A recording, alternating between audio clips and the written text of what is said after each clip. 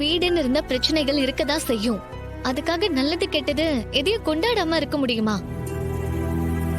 நம்ம கல்யாண நாள் கொண்டாடுறது பிடிக்கலனா அவங்க பெருந்தன்மையா ஒதுங்கிட வேண்டியதானே. அதை விட்டுட்டு நம்ம கொண்டாட கூடாதுன்னு சொன்னா எப்படி? கரெக்ட்மா, நீ சொல்றது கரெக்ட். ஆமா மாப்ள, அவளுக்கு பிடிக்கலன்னா அவ ஒதுங்கி போக வேண்டியதானே. அதுதானே பெரிய மனுஷிக்கு அழகு. அதை விட்டுட்டு எல்லாரும் அவ சொல்றதே கேட்கணும்னு நினைச்சா எப்படி மாப்ள?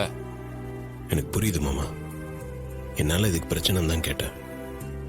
இந்த விஷயத்துல ரேவதி மேல எந்த தப்பும் இல்ல. உங்க கல்யாண நாள சந்தோஷமா கொண்டாடணும்னு நினைக்கிறா. ஒரு பொண்ணு அவளோட ஆசை நியாயமானது தானே. அம்மா உங்க மேல இருக்க வெறுப்ப மனசுல வச்சுக்கிட்டு பேசுறாங்கன்னு நினைக்கிறேன். அத்தைக்கு ஒரு விஷயம் புரியல. இப்படி எல்லாம் செஞ்சா இவங்க 2 பேரும் பிரிஞ்சிருவாங்க, தப்பு கணக்கு போடுறாங்க மாமா. அது என்னைக்கு நடக்க போறது இல்லைன்னு அவங்களுக்கு புரியவே மாட்டேங்குது. நல்ல நாள் அதுமா, உங்களுக்கு ஒரு வாழ்த்து கூட சொல்லாம அவ நடந்துகிட்டது மனசுக்கு ரொம்ப வேதனையா இருக்கு மாப்ள.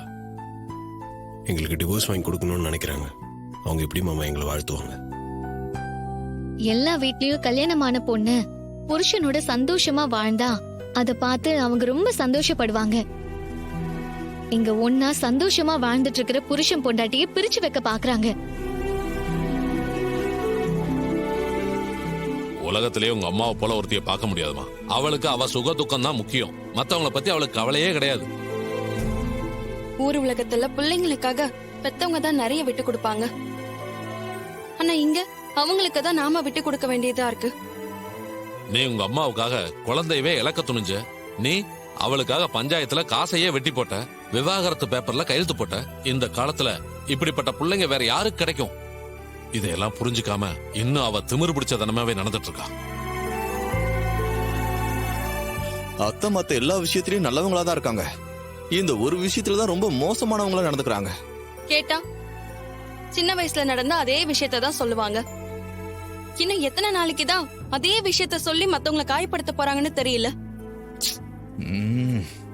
செத்து போனவங்களுக்காக இப்ப இருக்கிறவங்கள பழி வாங்கணும்னு நினைக்கிறது எந்த வகையில நியாயம்னே தெரியல.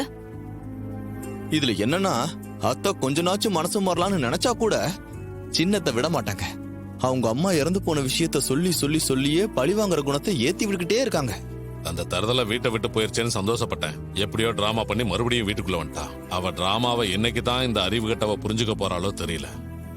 விடுங்க மாமா, சீக்கிரமே இந்த நிலைமை மாறும். அத்தையும் கண்டிப்பா மாறுவாங்க.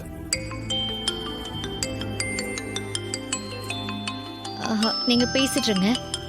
போயிட்டு வாங்க.